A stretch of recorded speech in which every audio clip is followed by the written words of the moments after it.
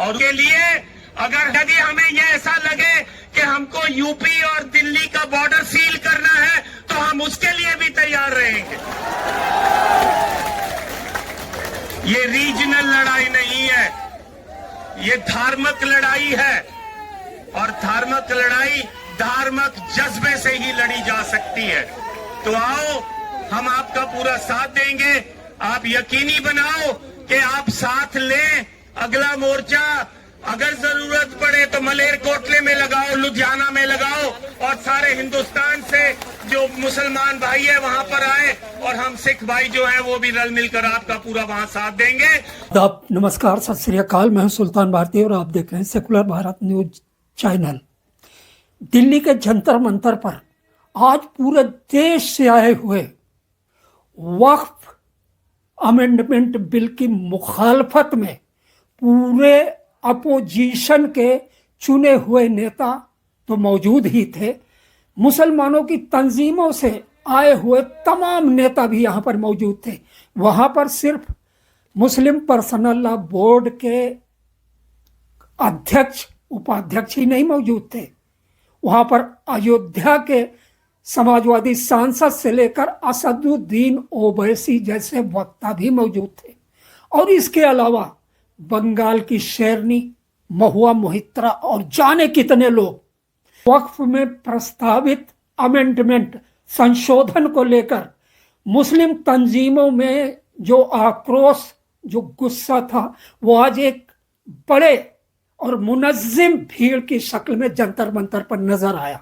और इसमें मौजूद थे हिंदुस्तान में मुस्लिम तंजीम के एक सबसे बड़ी जमाते इस्लामी के जनरल सेक्रेटरी महमूद मदनी साहब भी।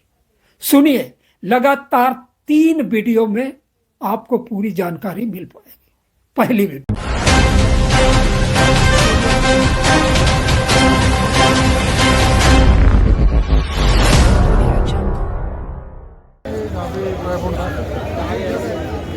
Most respected leaders, तस्वीरें जंतर मंतर की हैं। 8 अगस्त 2024 को वक्फ अमेंडमेंट बिल लाने के बाद मुसलमानों में जो बेचैनी संस्थाओं CWC और central express solidarity with this movement also. उसके लिए लगातार एहतजाज के लिए मांगा जाता रहा। This government is 10 तारीख 13 तारीख anti-constitutional and cruel deed with regard to this. 17 तारीख को हुए I don't want to take much of time. देखिए Jantar Mantar. In this today newspaper person they met me. They were saying that JPC chairman has made a statement that really taking the road of a looter with this. They are now taking a position that the worker bodies, state worker board, council, even tribunal has been undermined and everything is captured by the government. They want to care about this property. We should not allow it. औकाफ, ये जो वक्फ की जमीनें हैं, ये believers की charity है, ये मुसलमानों के बुजुर्गों ने चैरिटी की है और ये देश की जमीनें देश में रहेंगी और देश ही के काम आएगी। मैं जेपीसी को सिर्फ इतना कहता हुआ जाना चाहता हूं कि आपने बड़ी नाइंसाफी से काम लिया है, बड़ी नाइंसाफी से काम लिया है। आप जिस तरह स्टेक होल्डरों को छोड़कर नॉन स्टेक होल्डरों से बात कर रहे थे, मुझे तो डर लग रहा था कि भारत के बाद शायद आप श्रीलंका जाने वाले हैं। वहां पूछने वाले हैं लोगों से कि बताओ आप नेपाल जाने वाले हैं क्यों? भारत में बांग्लादेश की हसीना अच्छी लगती है, हिंदुस्तान का हुसैन भाई अच्छा नहीं लगता? नहीं अच्छा है। आज हमें सबको एक दूसरे के साथ खड़े होने, हर तरह के जुल्म के खिलाफ, हर तरह के नाइंसाफी के खिलाफ एक साथ खड़े होकर के प्रोटेस्ट करने की जरूरत है और अपना हक जताने की जरूरत है। मुझे लगता है कि इस समय 2 बड़े सवाल हैं। एक तो सवाल जमीन का है, इस देश में जमीन पर नजर है, जमीन कब्जा करने के लिए, उसको हड़पने के लिए। ये बात किसानों को अच्छी तरह से समझ में आती है। इतना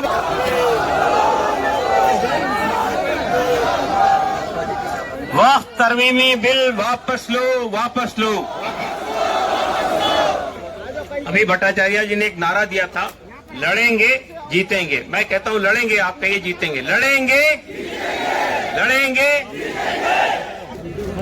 मैं मार्क्सवादी कम्युनिस्ट पार्टी की ओर से आज के ये जो आपका समावेश है, आवाज है, इसमें आवाज मिलाने के लिए हाजिर हुआ। विषय आपको सबको मालूम है, जो वाकफ बिल जो है उसको संशोधन करने का जो साजिश है उसके खिलाफ लड़ाई है।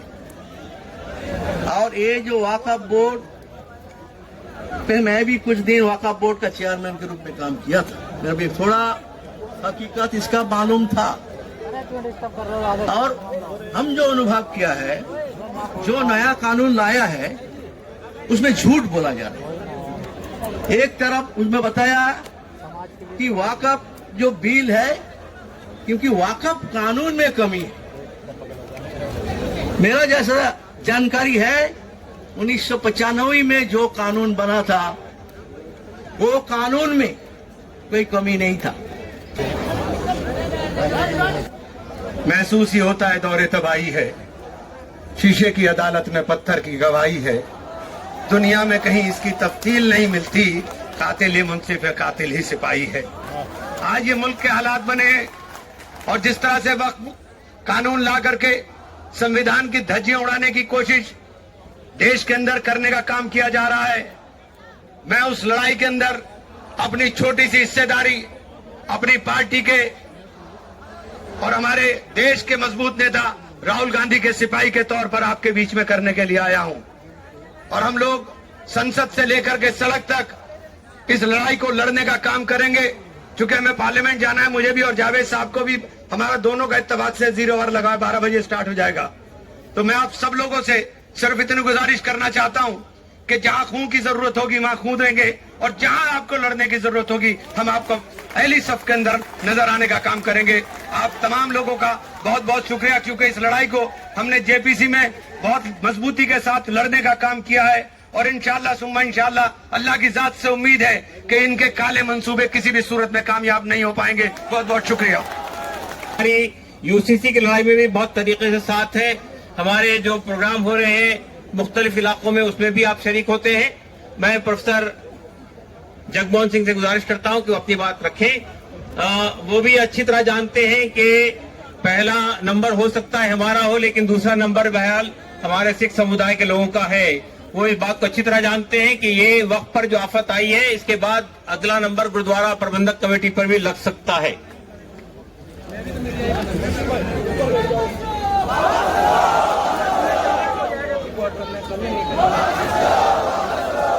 वाहिगुरु जी का खालसा, वाहिगुरु जी की फतेह। बिस्मिल्लाह रहमान रहीम। मंच पर मुस्लिम जगत के धार्मिक और सियासी आगू साहबान और पूरे हिंदुस्तान से आए हुए मुस्लिम भाइयों,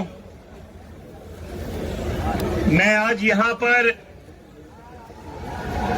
आपको ये जताने आया हूं कि इस लड़ाई में आप अकेले नहीं है, हम आपका पूरा पूरा साथ देंगे।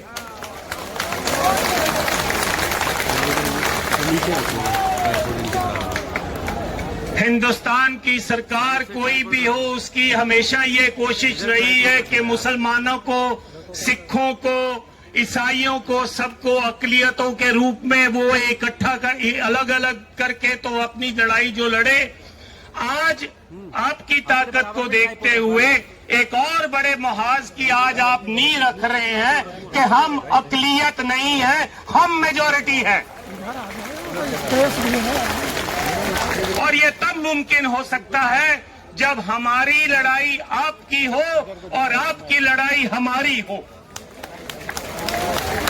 ये तब हो सकता है जब वक्फ बोर्ड की जमीनें अगर बिहार में उठाई जाती हैं या कोई धक्का किया जाता है या यूपी में किया जाता है, तो पंजाब में से मुसलमान और सिख भाई वहां जाकर लड़ाई लड़ें और अपनी जो है उनको बताएं कि ये हम बर्दाश्त नहीं करेंगे।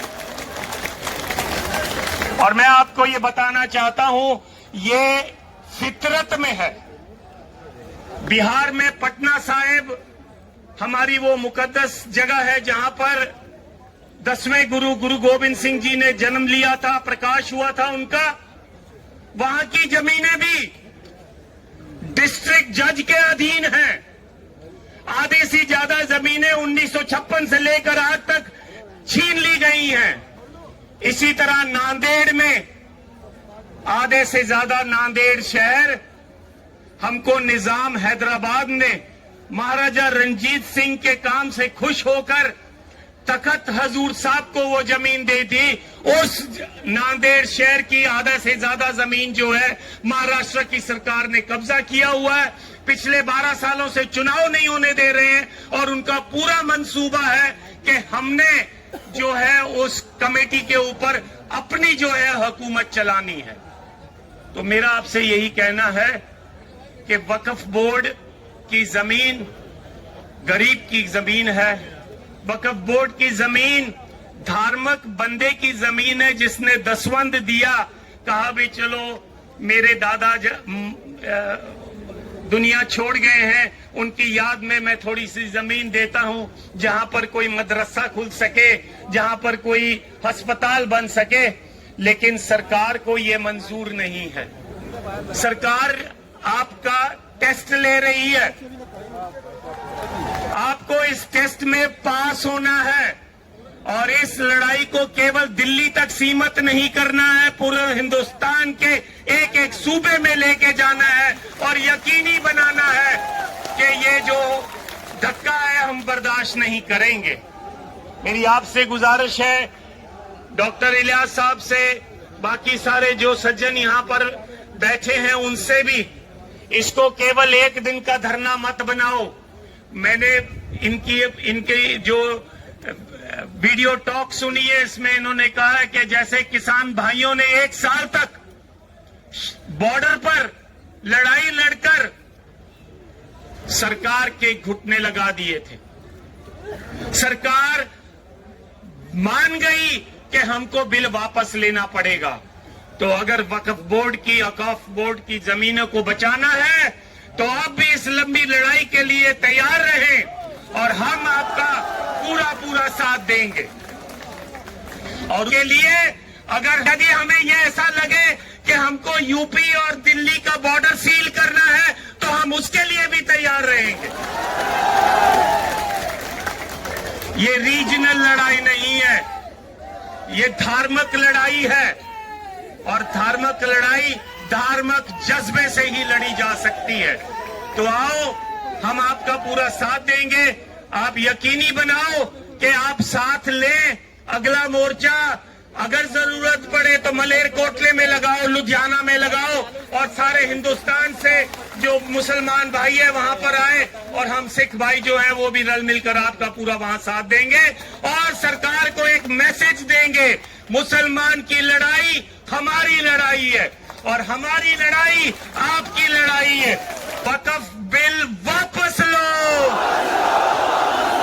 वक्फ बिल वापस लो, वक्फ बिल वापस लो। मुस्लिम, सिख, दलित, ट्राइबल एकता जिंदाबाद। मुस्लिम, सिख, ईसाई, दलित, ट्राइबल, बहुजन समाज एकता जिंदाबाद।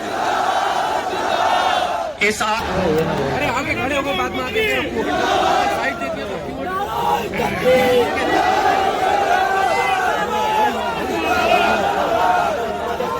बिस्मिल्लाहिर्रहमानिर्रहीम नहमदुहु व नुसल्ली व नुसल्लिमु अला रसूलिहिल करीम अम्मा बाद।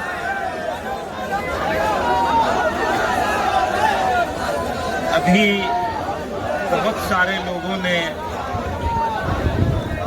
इस एक्ट के बारे में और इस एक्ट के संविधान विरोधी, दस्तूर मुखालिफ होने के बारे में तफसील से बात कही। तासुर यह दिया जा रहा है कि ये मुसलमानों का मामला है, हालांकि सच्चाई ये है कि ये मुसलमानों का मामला नहीं है। सिर्फ मुसलमानों का तो है ही है, लेकिन सिर्फ मुसलमानों का नहीं है बल्कि ये मुल्क के दस्तूर का मामला है। इस मुल्क के दस्तूर साजों ने, मॉडर्न इंडिया के जो आर्किटेक्ट थे, उन्होंने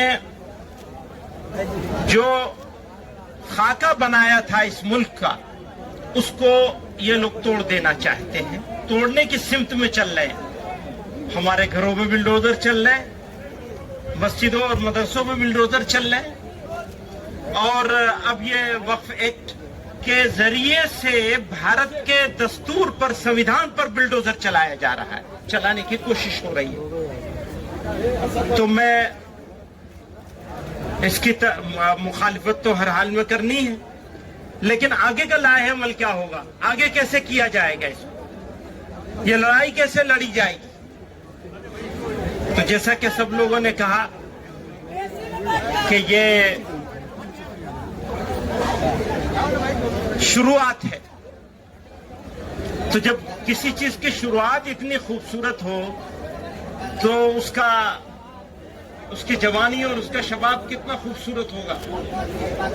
मुझे हमारे सिख समाज के जिम्मेदार, मैं उनको मुबारकबाद देना चाहता हूं, और यकीनन ये लड़ाई सब लोगों की है, और अगर इस लड़ाई को अकेले अकेले लड़ा जाएगा तो हो सकता है थोड़ी दिन के लिए वो जीत जाए।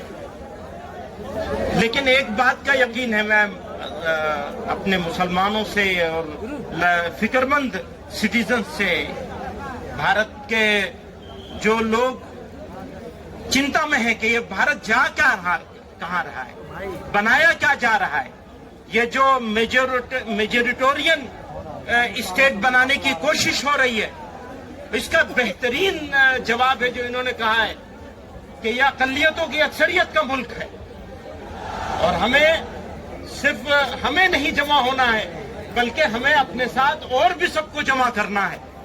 एक बात यह है। दूसरी बात यह है, हर लड़ाई के लिए कुर्बानी की जरूरत होती है। आप लड़ाई लड़ेंगे और आराम से बैठे रहेंगे, काम नहीं होगा। और जो बात उन्होंने कही, इन्होंने ही कही कि बस इनफ, बहुत हो गया, तो कुर्बानी देने के लिए हमें तैयार होना चाहिए। मैं मेहमानों का वक्त नहीं लूंगा, मैं तो अंदर का आदमी हूं, मेहमान नहीं हूं।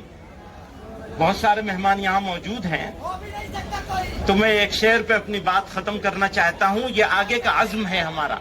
थोड़ी तकलीफे रसन, कलीम आजिज मरहूम ने कहा था, थोड़ी तकलीफे रसन फिर थोड़ी सी तकलीफेदार। रसन कहते हैं जेल को, तो अब सिर्फ सड़क से काम नहीं चलेगा। थोड़ी तकलीफे रसन फिर थोड़ी सी तकलीफेदार, उसके बाद दोस्तों आराम ही आराम है।